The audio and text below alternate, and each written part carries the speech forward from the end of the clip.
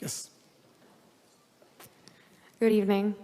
I just wanted to say thank you for coming to campus tonight and presenting your point of view. It's always valuable to have two sets of views going on at the same time. Very useful. My name is Jumana Imad Musa Ahmed Al-Bahri, and I'm a student here at UCSD. I was reading your literature. I found that much more interesting than the talk. And I found some interesting things about the MSA, which is an organization that's very active on campus, and it is hosting our annual Hitler Youth Week. You should come out to those events.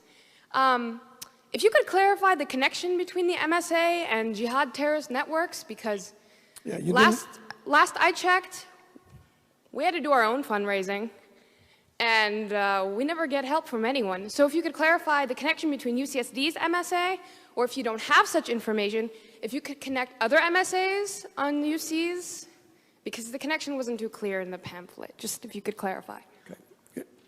Will you condemn Hamas here and now? I'm sorry, what? Will you condemn Hamas? Would I condemn Hamas? As a terrorist genocidal organization? Are you asking me to put myself on a cross?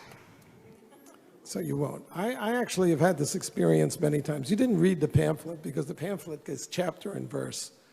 The main connection is that the MSA is part of the Muslim Brotherhood Network as revealed in the documents. I don't think you understood what I meant by that. I meant if I say something, I'm sure that I will be arrested for reasons of Homeland Security. So if you could please just answer my question. If you condemn Hamas, Homeland Security will arrest you. If I support Hamas, because your question forces me to condemn Hamas. If I support Hamas, I look really bad. If you don't condemn Hamas, obviously you support it. Case closed. I have had this experience, I had this experience at UC Santa Barbara where there were 50 members of the Muslim Students Association sitting right in the rows there. And throughout my hour talk, I kept asking them, will you condemn Hezbollah and Hamas? And none of them would. And then when the question period came, the president of the Muslim Students Association was the first person to ask questions. And I said, before you start, will you condemn Hezbollah? And he said, well, that question is too complicated for a yes-no answer. So I said, okay, I'll put it to you this way. I'm a Jew. The head of Hezbollah has said that he hopes that we will gather in Israel so he doesn't have to hunt us down globally. For it or against it? For it. Thank you. Thank you for coming and showing everybody what's here. And you're wearing a terrorist neckerchief. If you understood... you didn't hear the lady. Could you please answer my question? You don't get to make a speech. Yes, sir.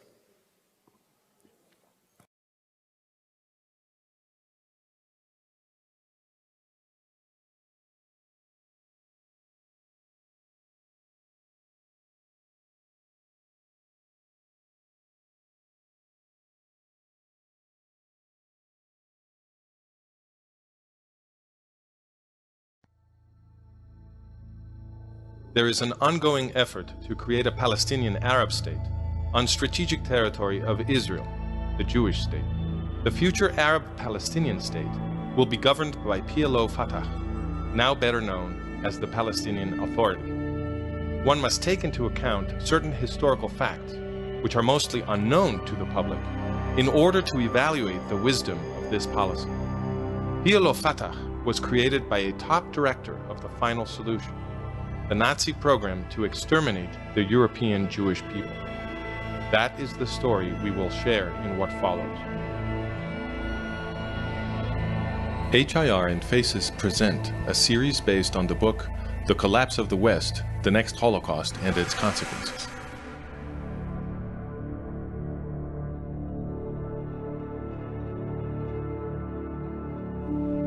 All over Europe, a people walks with its head bowed, under constant abuse, sporting on its clothes the Star of David. Hardly anybody protests.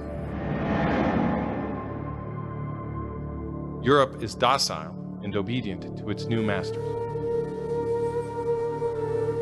The Nazis advance in the cold towards Moscow.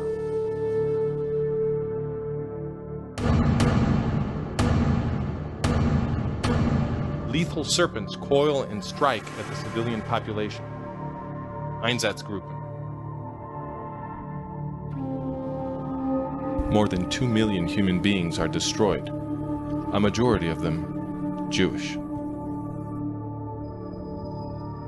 But before the fall of 1941, the Nazis have not yet decided to exterminate the Jewish people. They intend to expel the majority. What decided the Nazis in favor of extermination in the fall of 1941? Two things. First, nobody wanted to receive the expelled Jews. Second, in November of 1941, Haj Amin al-Husseini arrived in Berlin. Who was Haj Amin al-Husseini? He is the recognized father of the Palestinian Arab movement. Husseini was received with all honors by the Nazis.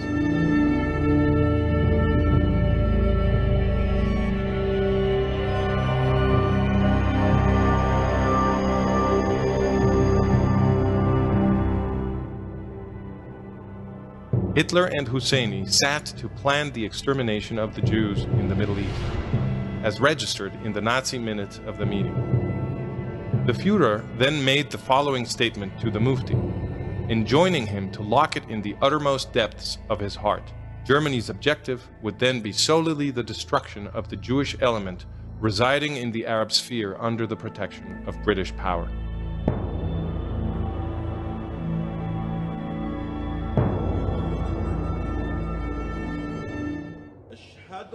Husseini had been the Grand Mufti of Jerusalem, the greatest political, bureaucratic, and religious authority among the Muslims of British Mandate Palestine.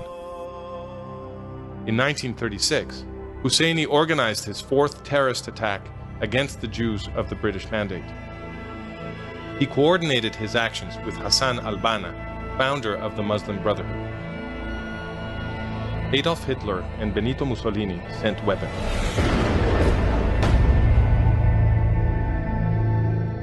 After the Arab revolt, Husseini traveled to Iran. Then to Iraq, where, with the help of the Iraqi government, which sympathized with the Nazis, he organized a mass killing of the Iraqi Jews called the Farhud.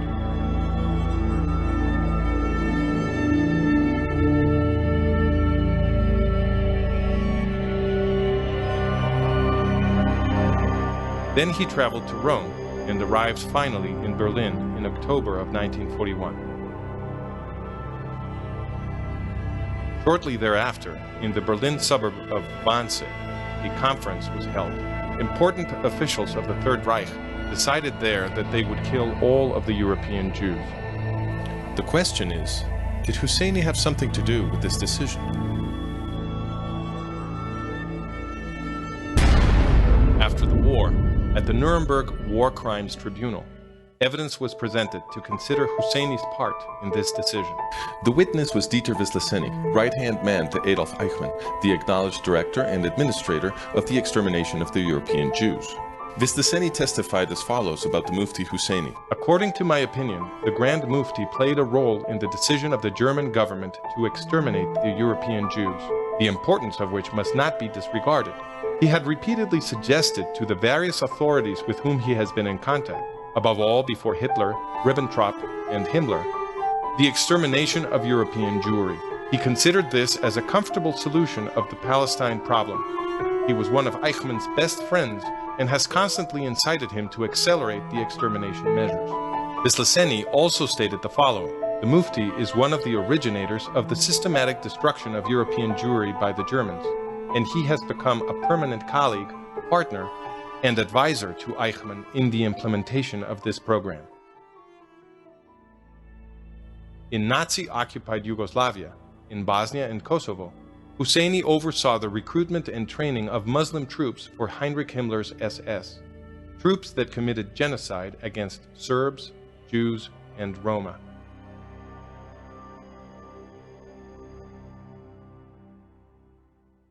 After the war, Husseini escaped to Cairo.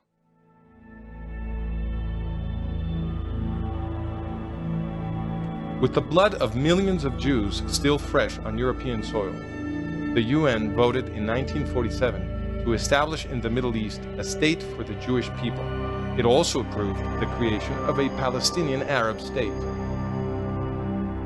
No sooner had the vote been announced, Azam Pasha, Secretary General of the Arab League, announced with great excitement that the Arabs would make a new Holocaust. This will be a war of extermination and a momentous massacre which will be spoken of like the Mongolian massacres in the Crusades. Haj Amin al-Husseini led the Palestinian Arab effort in this war of genocidal intent.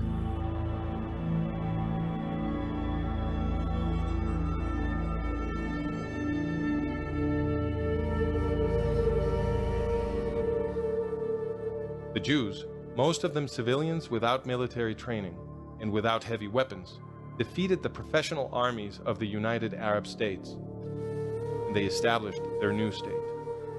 Egypt and Jordan illegally occupied those territories which had been designated for a Palestinian Arab state and precluded the formation of that state. Gamal Abdel Nasser, leader of the Pan-Arab nationalist movement, seized power in Egypt in 1952. Nasser was obsessed by a single idea: Israel. Otto Skorzeny and dozens of aging Nazis did indeed trek to Cairo in the first years of Nasser's regime to prepare the Arabs for battle with the new Jewish state.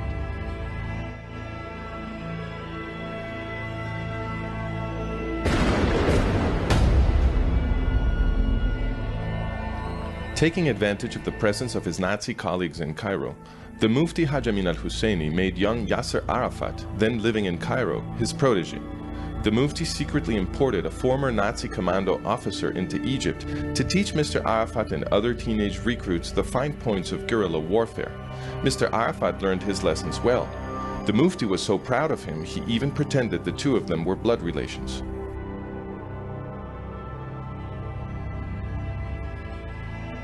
Arafat and a few other adolescents formed the initial nucleus of al-Fatah. Among them was Mahmoud Abbas, alias Abu Mazen, the current leader of the organization. In 1967, Nasser announced a new Arab war to exterminate the Israelis.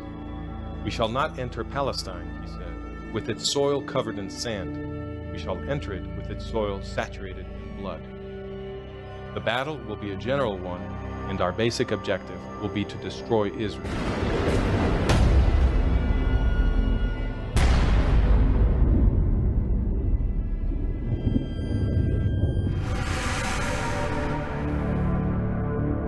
The Arabs lost again.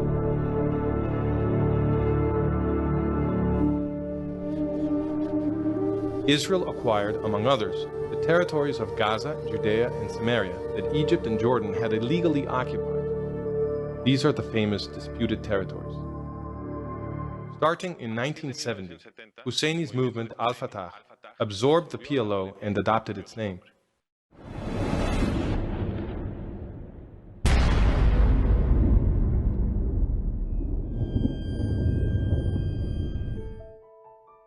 For years, PLO Fatah launched terrorist attacks against Israeli civilians in the early 1980s from its bases in southern Lebanon.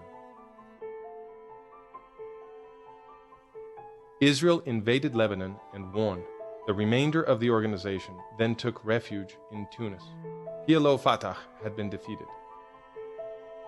But in 1993-94, thanks to pressure from the United States and other Western powers, PLO Fatah was revived. PLO Fatah promised to renounce terrorism. This earned it entry into Israel as the new government of the Arab Muslim population in the disputed territories.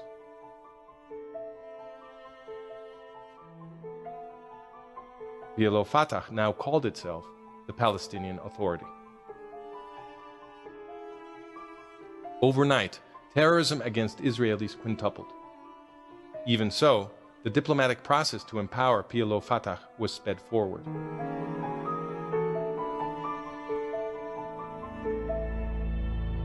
On November 29, 2012, the UN granted Mahmoud Abbas's Palestinian Authority the status of observer state.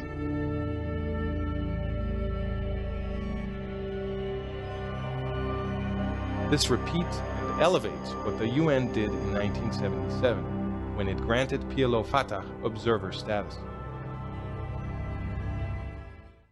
Who was it that presided, as UN Secretary General, the elevation of PLO Fatah at the UN in 1977?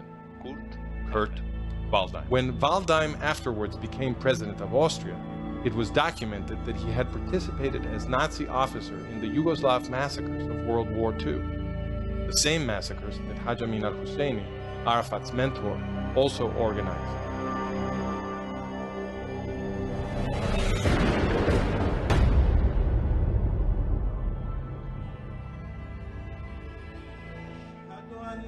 The Muslim Brotherhood of Nazi ally and Husseini ally Hassan al-Banna is gaining power all around Israel, in Tunis, in Libya, in Egypt, in Syria.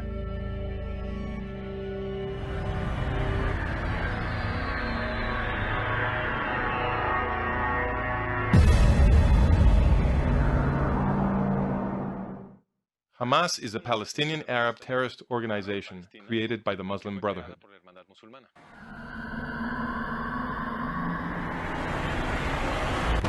Ever since Israel disengaged from Gaza, the Hamas terrorists have been raining rockets against the Israeli civilian population. Mohamed Morsi, the new president of Egypt, is the leader of the Muslim Brotherhood. He is seeking to join PLO Fatah and Hamas in a common front.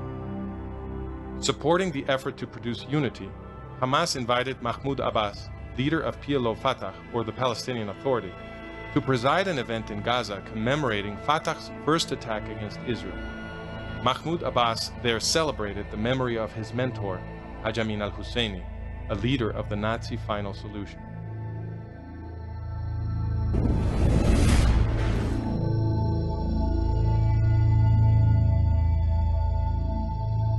The Palestinian Arab movement is not without responsibility for the Holocaust, the Nazi extermination of the European Jewish people.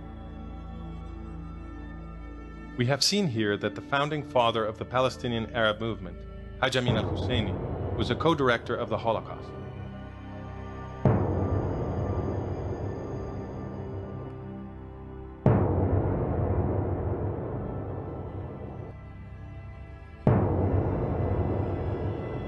We have also seen that, after the war, Husseini created, with Nazi training, the group PLO Fatah, now better known as the Palestinian Authority.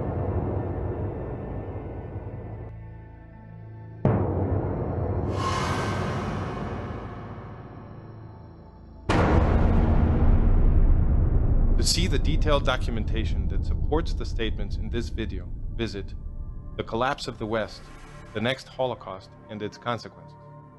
Part 1, Introduction.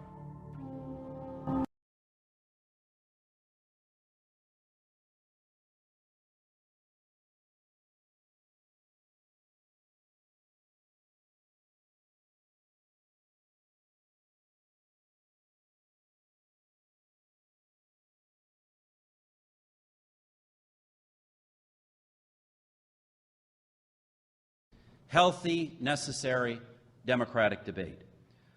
But when Israel, the only country in the world whose very existence is under attack, is consistently and conspicuously singled out for condemnation, I believe we are morally obligated to take a stand.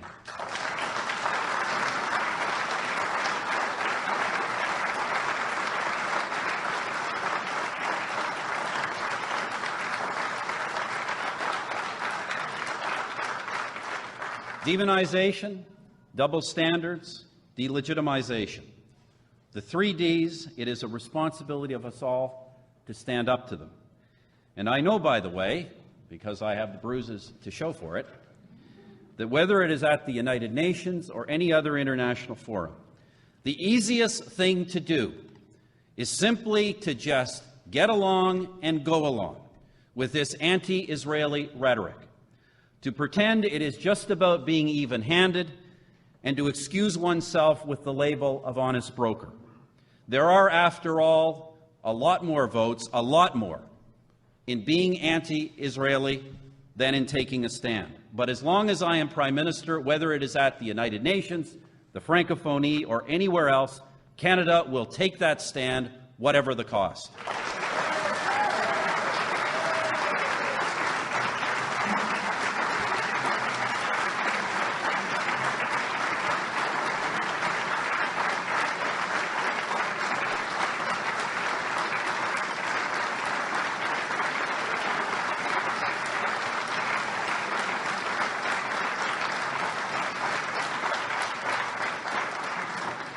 And friends, I say this not just because it is the right thing to do, but because history shows us, and the ideology of the anti-Israeli mob tells us all too well, if we listen to it, that those who threaten the existence of the Jewish people are a threat to all of us.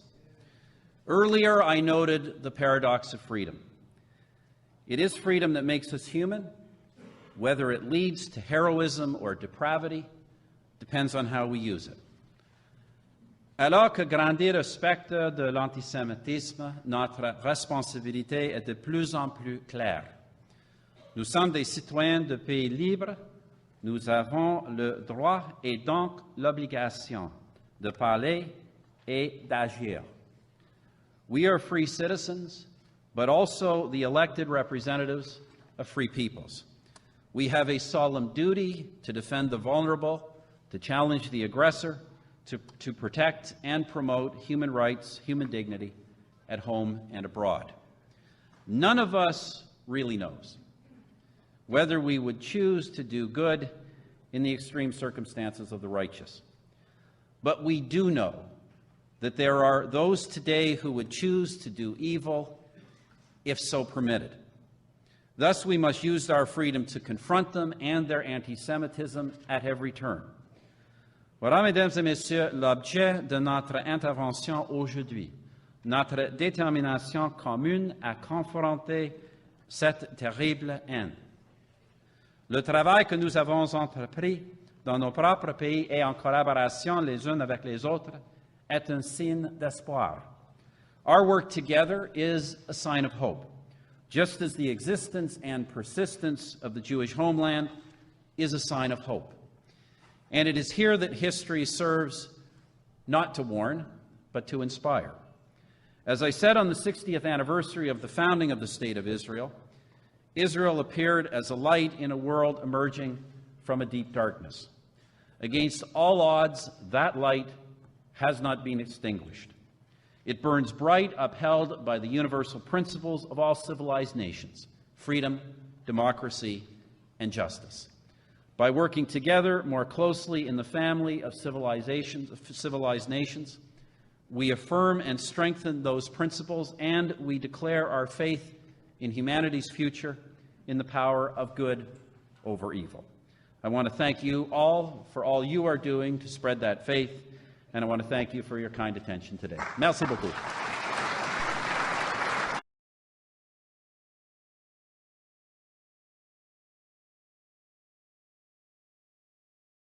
When I did my graduate studies at the Middle East Institute at Columbia University's School of International Affairs, I took many courses on the question of the Middle East conflict. Semester after semester, we studied the Middle East conflict as if it was the most complex conflict in the world, when in fact, it is probably the easiest conflict in the world to explain. It may be the hardest to solve, but it is the easiest to explain. In a nutshell, it's this. One side wants the other side dead. Israel wants to exist as a Jewish state and to live in peace. Israel also recognizes the right of Palestinians to have their own state and to live in peace. The problem, however, is that most Palestinians and many other Muslims and Arabs do not recognize the right of the Jewish state of Israel to exist. This has been true since 1947, when the United Nations voted to divide the land called Palestine into a Jewish state and an Arab state. The Jews accepted the United Nations partition, but no Arab or any other Muslim country accepted it.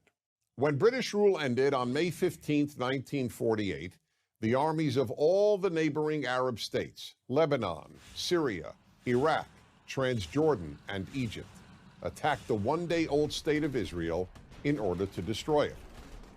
But to the world's surprise, the little Jewish state survived. Then it happened again. In 1967, the dictator of Egypt, Gamal Abdel Nasser, announced his plan, in his words, to destroy Israel. He placed Egyptian troops on Israel's border, and armies of surrounding Arab countries were also mobilized to attack. However, Israel preemptively attacked Egypt and Syria.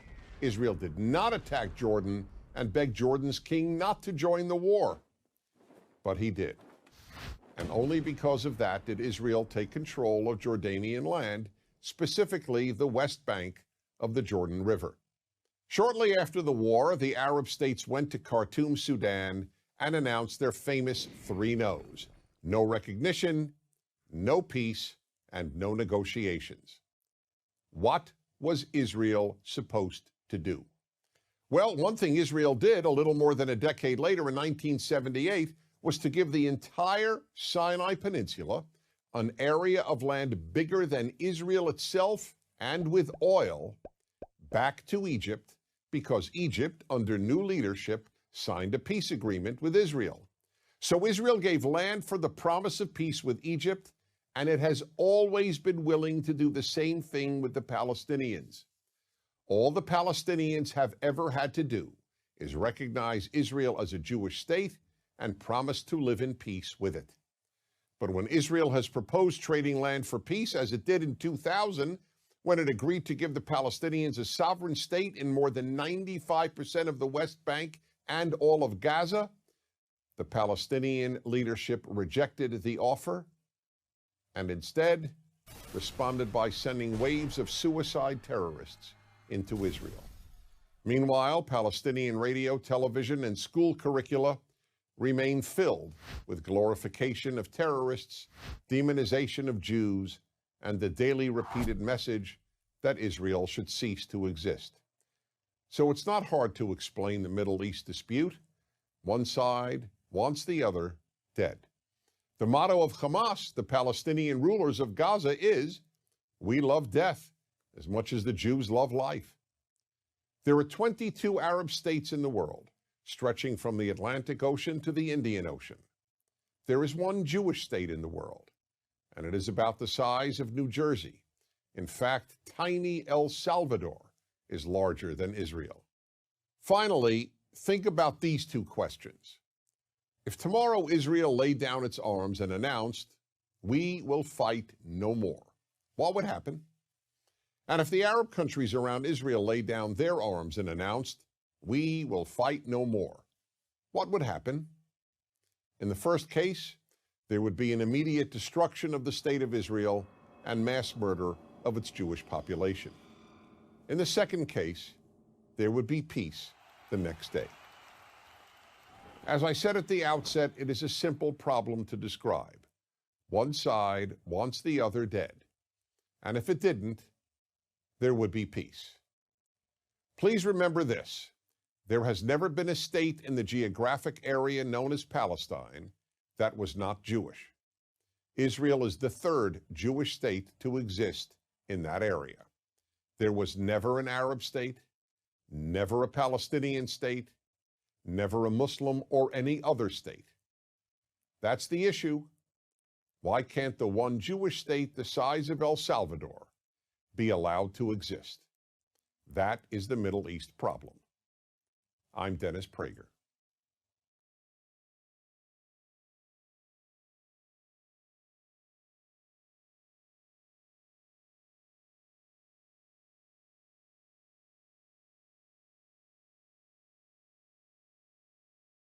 Who are the refugees? Why, more than 60 years later, is this still an issue? Let's look at the facts.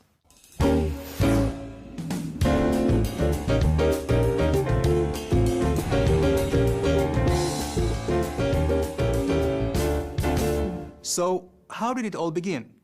In May 1948, the local Arab population was joined by 7 Arab countries in a collective attempt to destroy the newly re-established Jewish state.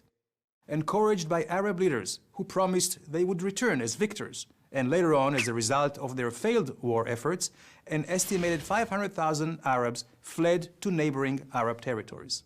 But is this the full picture? I'd like you to take a look at the refugees in these photos. Many people assume they are Arab refugees fleeing Israel. But in fact, they are innocent Jewish refugees forced out of Arab countries. This map tells the full story. There were far more Jewish refugees than Arab refugees. Over 850,000 Jews from ancient Jewish communities predating Islam and the Arab occupation of the Middle East were forced out of their homes. Jews were stripped of their citizenship in many countries, and their property was confiscated. In contrast, 160,000 Arabs accepted Israel's offer to remain, and today there are more than 1 million Israeli Arab citizens with full equal rights living in Israel. Now, here is a question. Have you heard of any Jewish refugee camps? I didn't think so. The Jewish refugees were immediately welcomed and absorbed by Israel or by other nations. Then why, after more than 60 years, are the Arab Palestinian refugees still not welcomed and absorbed among their own brethren? And how could their numbers have grown from 500,000 to 4.7 million? The sad reality is that the Arab refugees never had a chance. Attempts at resettlement were blocked by a variety of discriminatory laws enacted in Arab countries, such as a ban on receiving citizenship, with the exception of Jordan, blocking them from entering many professions, restrictions on owning land, restrictions on movement, and a denial of education and health services. Sir Alexander Galloway, a former director of the UN Refugee Agency in Jordan, gave the reason for this discrimination. Quote, "The Arab nations do not want to solve the Arab refugee problem. They want to keep it as an open sore, as a weapon against Israel." Egyptian President Gamal Abdel Nasser explained the effect of this weapon, aimed at overwhelming Israel demographically, with generations of refugees cultivated to hate. Quote, "If the refugees return to Israel, Israel will cease to exist." And what role did the United Nations play? Sadly, they were less than helpful. While all refugees in the world are assisted by the United Nations High Commissioner for Refugees, UNHCR, a separate agency, UNRWA, was established specifically for the Palestinians. Why can't the Palestinian refugees share an agency with the refugees of Bosnia, Congo, or Darfur, to name a few? The answer is because while the United Nations Central Refugee Agency helps refugees resettle, the United Nations Palestinian Refugee Agency helps perpetuate their status by applying unique criteria. For example, refugees lose their status after receiving citizenship from a recognized country. Palestinian refugees do not. Refugees cannot transmit their status from generation to generation. Palestinian refugees can. Refugees are encouraged to resettle in other countries or integrate in their host countries. UNRWA avoids such policies. The United Nations spends on a single Palestinian refugee almost 3 times more than on a non-Palestinian refugee, and employs over 30 times the staff. The bottom line is, throughout the 20th century, the UN found durable solutions for tens of millions of refugees, while the Palestinian Refugee Agency has found, well, none. Some people may suggest this is hypocrisy. Let me share something personal. My father's family was forced out of Algeria. They and another 600,000 Jews from Arab states resettled in Israel. History has proven that resettlement and integration helped tens of millions of refugees during the 20th century reclaim their lives. However, the Palestinian refugees are trapped between Arab leaders unwilling to accept their brothers and UN agencies who do not apply equal and universal principles to all refugees. Is this just?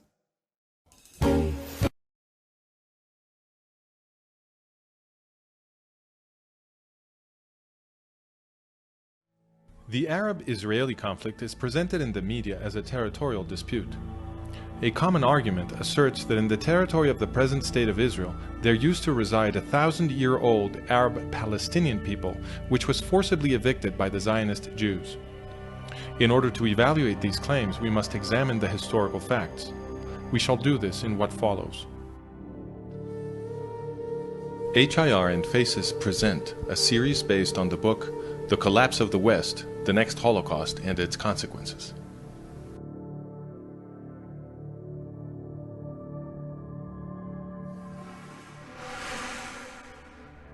It was the Romans who, in the 2nd century of the Common Era, first used the name Syria Palestina for Jerusalem and surrounding areas. It was an incorrect usage. In Greek, Palestina means homeland of the Philistines, but the Philistines never occupied more than a tiny sliver on the eastern Mediterranean coast, including part of what is today's Gaza Strip, and they had ceased to exist centuries earlier. The Romans had conquered a place called Kingdom of Judah, and they themselves, after possessing it, called it Province of Judea. Both names mean homeland of the Jews. Why then did the Romans change the name to Syria Palestina? This is an important question. Jewish community and religion are organized around the Law of Moses, which, according to Exodus, was born in an Egyptian slave revolt. This explains why the Law of Moses denounces oppression and protects the poor. It also explains the preoccupations of the Roman military aristocracy. In those days, the Jews were a very large population distributed throughout the Mediterranean. The greatest worry of the Romans was that the popularity of the Law of Moses among the oppressed peoples of the empire might result in revolution. In order to avoid such an outcome, the empire launched enormous mass killings of Jews, remembered today as the First Jewish War, the Diaspora Revolt, and the Second Jewish War. According to historians, taken together and in proportional terms, the Romans killed perhaps more Jews than did Adolf Hitler. Once the genocide had been concluded, Emperor Hadrian, after destroying Jerusalem in the 2nd century, brought Greeks to settle it and forbade the entrance to Jews under pain of death. The city was renamed Aelia Capitolina, and the area Syria Palestina.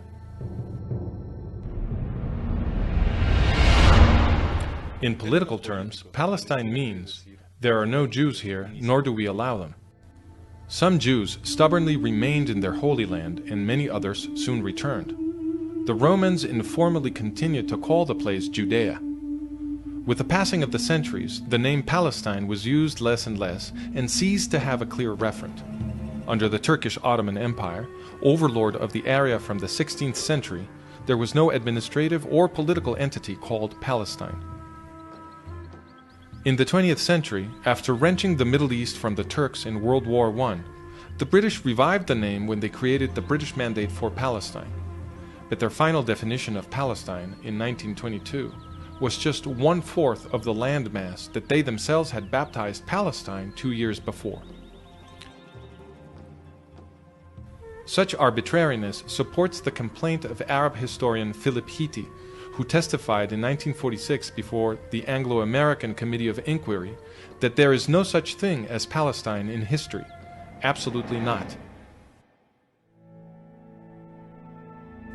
But if the name Palestine is an artificial creation of the Roman Empire, and later of the British Empire, then who are the so-called Palestinians? That question was answered by Zahir Muhsin, the Chief of Military Operations of the Palestine Liberation Organization, or the PLO, now better known as the Palestinian Authority. In an interview with Dutch magazine Trouw, Muhsin explained, "We are all part of one people, the Arab nation. We are one people. Just for political reasons, we carefully underwrite our Palestinian identity. Because it is of national interest for the Arabs to advocate the existence of Palestinians to balance Zionism. Yes, the existence of a separate Palestinian identity exists only for tactical reasons. The establishment of a Palestinian state is a new tool to continue the fight against Israel and for Arab unity." Why does Muhsin say, a new tool to continue the fight against Israel? In war after war, the combined efforts of several Arab Muslim states were defeated by tiny Israel, again and again. So a new tool was needed, a political warfare strategy that combined terrorism with diplomacy to achieve what open warfare could not. But is Zahir Muhsin saying that a Palestinian people with a presumed right to the land of the Jewish state was simply invented? The PLO charters appear to confirm this. In its first charter, dated 1964, the PLO defined Palestine in Article 2 with its boundaries at the time of the British Mandate. This is a reference to the second arbitrary definition of the British from 1922. How can a 20th century foreign colonial power arbitrarily define the boundaries of the supposedly ancestral land of the Palestinians? But in truth, the PLO did not even really adopt the British definition. In Article 24, the PLO explicitly asserted that Judea, Samaria, and Gaza, the territories which it now claims for its desired state, were not Palestinian. Article 24. This organization does not exercise any territorial sovereignty over the West Bank, Judea and Samaria, in the Hashemite Kingdom of Jordan or on the Gaza Strip. In 1968, the PLO rewrote its charter. This time, the definition of Palestine did not exclude Gaza, Judea, and Samaria, so the PLO was now claiming these territories. What explains the change? In 1964, when the PLO wrote its first charter, Egypt was illegally occupying Gaza, and Jordan was illegally occupying Judea and Samaria. But then the Arab states provoked the War of 1967, or Six-Day War, in which the Israelis captured the territories of Gaza, Judea, and Samaria, among others. It was after this that the PLO rewrote its constitution in 1968, this time including Gaza, Judea, and Samaria in its definition of Palestine. The borders of Palestine are therefore flexible and are redrawn to surround exactly the territory which Israel controls. In other words, the borders of Palestine are chosen merely so that it can be used as a tool to continue the fight against Israel. But if Palestine is a recent invention, and the same goes for the Palestinian identity, then where do the Arab Muslims now calling themselves Palestinian come from? Today, about 8 million people live in Israel. But the most reliable estimate about the 19th century puts the population of this area at 300,000. It was practically empty. And that is how 19th century travelers described it. For example, in the mid-19th century, the British consul complained that the area was empty of inhabitants. When Mark Twain visited, he remarked that in the Jezreel Valley there wasn't a single village to be found for 30 miles all around. And a visiting French author, Pierre Loti, wrote that cities and palaces had turned to dust. In a historical study, Karl Hermann Voss explained all this as a result of the Arab-Muslim conquest. In the 12.5 centuries between the Arab conquest in the 7th century and the beginnings of the Jewish return in the 1880s, Palestine was laid waste.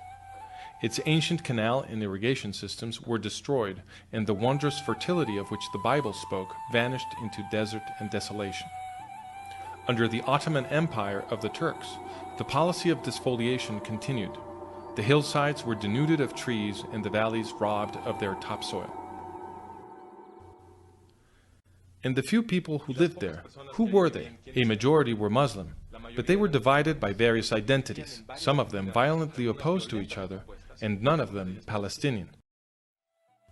There were also small Jewish communities in the large settlements and in the villages of Galilee, and also large populations in Jerusalem, Hebron, Safed, and Tiberias.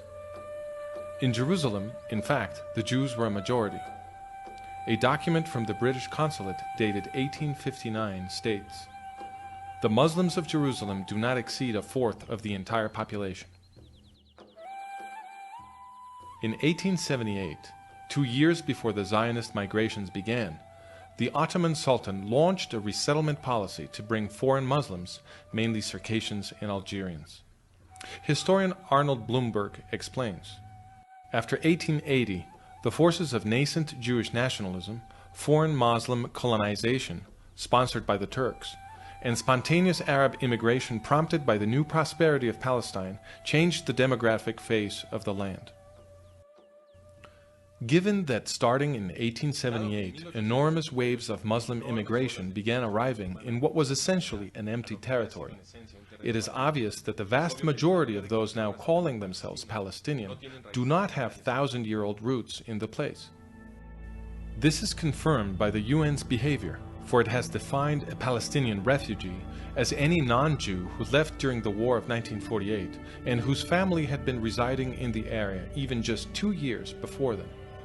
Without such a definition, the population of so-called Palestinian refugees would dwindle almost to nothing. Now then, everybody recognizes that the Zionist Jews settled mostly on barren lands that nobody was using. The very King Abdullah of Transjordan, who would participate in the effort to destroy the nascent Jewish state in 1948, wrote in 1946, "I was astonished at what I saw of the Jewish settlements. They have colonized the sand dunes, drawn water from them, and transformed them into a paradise." The Jewish recovery of the land produced an economic explosion that attracted many Arabs from neighboring countries looking for a better life, and they fattened the numbers of those who would later call themselves Palestinians. Many believe, however, that the Zionist Jews stole the lands upon which they settled, using force. Did they? That question was answered by Haj Amin al-Husseini, the father of the Palestinian movement. In 1936, Husseini, Mufti of Jerusalem, launched his fourth great terrorist assault against the Jews of British Mandate Palestine. He called it the Arab Revolt. This violence lasted until 1939. In 1937, the British government sent a team to investigate, headed by Lord Peel. His mission was to establish what was happening and why. He called Husseini as witness. Sir Laurie Hammond asked Husseini whether the problem was that Jews had taken Arab lands by force. Husseini replied, "In most cases, the lands were acquired. I mean forcibly acquired. Compulsory acquisition, as land would be acquired for public purposes. No, it wasn't. Not taken by compulsory acquisition? No. But these lands amounting to some 700,000 dunams were actually sold? Yes, they were sold, but the country was placed in such conditions as would facilitate such purchases." "I don't quite understand what you mean by that. They were sold. Who sold them?" "Landowners." "Arabs?" "In most cases, they were Arabs." "Was any compulsion put on them to sell? If so, by whom?" As in other countries, there are people who by force of circumstances, economic forces, sell their land. The Arab landowners who, according to Husseini, had been forced to sell their lands were the Effendi, the great feudal lords of the area. They did whatever they liked. Nobody forced them to sell. And they had sold their least productive lands at very high prices. In fact, Husseini's own family, among the largest Effendi landowners, was doing a brisk business with these sales. The Husseinis first would threaten the small landowners with death if they dared commit the so-called national crime of selling land to Jews. Then they would buy these plots at fire sale prices, consolidate them, and resell them at extortionate prices to the Zionist Jews. Historian Nathan Weinstock explains, "In other words, hyper-nationalist propaganda became a lucrative industry, indeed even an American-style racket, for the Arab gentry." To conclude, it is false to say that a 1,000-year-old Palestinian people had its ancestral land taken by force by the Zionist Jews. First, because there was no such Palestinian people in the land. And second, because the Zionist Jews bought their lands from willing Arab landowners at prices well above the usual market rate.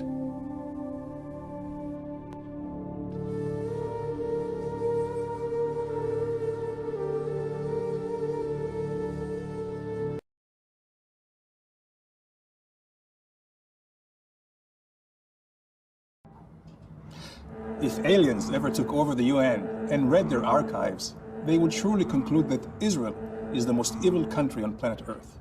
North Korea and Pakistan would be seen as good vacation spots. Am I exaggerating? Let's take a look at some facts about the UN.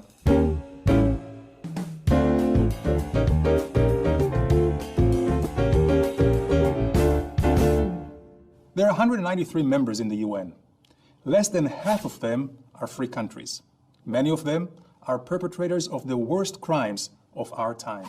So how is it that while hundreds of thousands are being detained and victimized in North Korea, Christians are persecuted in Iraq, women are subjugated in Saudi Arabia, homosexuals are executed in Iran, and civilians, including thousands of children, are gassed to death in Syria?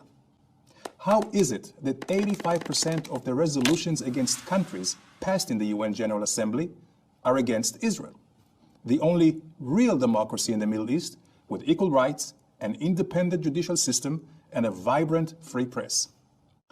Let's start from the beginning. In 1945, after World War II, the nations who defeated fascism established the United Nations to prevent such human devastations from ever happening again. The UN's charter called for reaffirming human rights and equal rights to all men, women, and nations. But over the years, many new states became members. Only a few were democracies. Human rights and equality were pushed to the sidelines in favor of political interests. From the get-go, Israel was at a disadvantage. Muslim and Arab member states outnumbered it and tried to isolate it by threatening Israel's allies with embargoes. And if that weren't enough, Arab, Muslim, and Third World non-aligned countries united into a powerful voting bloc with an automatic majority.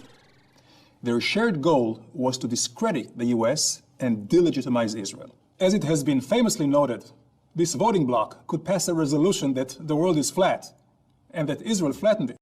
The same bloc prevents actions against oppressive regimes, since many of them are oppressive regimes.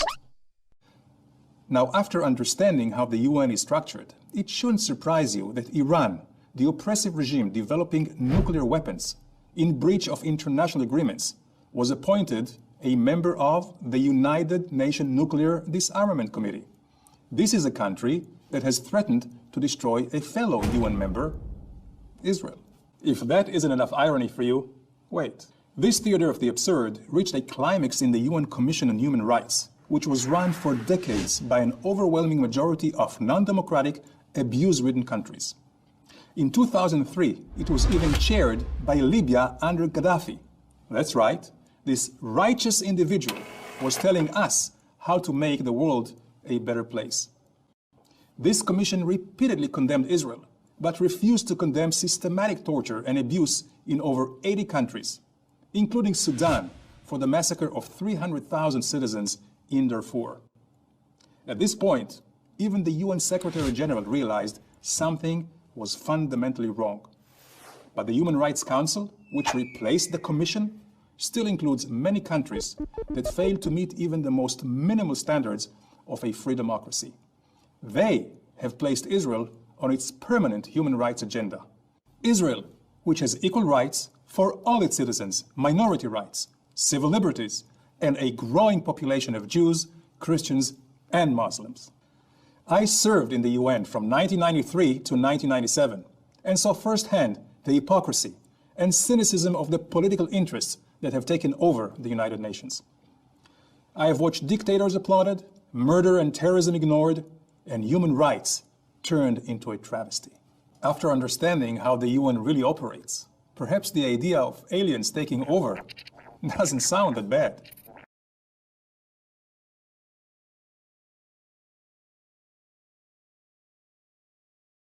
I now give the floor to United Nations Watch. Thank you, Mr. President. I am the former commander of British forces in Afghanistan. I served with NATO and the United Nations, commanded troops in Northern Ireland, Bosnia and Macedonia, and participated in the Gulf War. I spent considerable time in Iraq since the 2003 invasion and worked on international terrorism for the UK government's Joint Intelligence Committee. Mr. President, based on my knowledge and experience, I can say this. During Operation Cast Lead, the Israeli Defence Forces did more to safeguard the rights of civilians in a combat zone than any other army in the history of warfare. Israel did so while facing an enemy that deliberately positioned its military capability behind the human shield of the civilian population. Hamas, like Hezbollah, are expert at driving the media agenda. Both will always have people ready to give interviews condemning Israeli forces for war crimes. They are adept at staging and distorting incidents. The IDF faces a challenge that we British do not have to face to the same extent. It is the automatic Pavlovian presumption by many in the international media and international human rights groups that the IDF are in the wrong, that they are abusing human rights. The truth is that the IDF took extraordinary measures to give Gaza civilians notice of targeted areas, dropping over 2 million leaflets and making over 100,000 phone calls. Many missions that could have taken out Hamas military capability were aborted to prevent civilian casualties. During the conflict, the IDF allowed huge amounts of humanitarian aid into Gaza. To deliver aid virtually into your enemy's hands is, to the military tactician, normally quite unthinkable. But the IDF took on those risks. Despite all of this, of course innocent civilian lives were lost. War is chaos and full of mistakes. There have been mistakes by the British, American and other forces in Afghanistan and in Iraq, many of which can be put down to human error. But mistakes are not war crimes. More than anything, the civilian casualties were a consequence of Hamas's way of fighting. Hamas deliberately tried to sacrifice its own civilians. Mr. President, Israel had no choice, apart from defending its people, to stop Hamas from attacking them with rockets. And I say this again, the IDF did more to safeguard the rights of civilians in a combat zone than any other army in the history of warfare. Thank you, Mr. President. Thank you.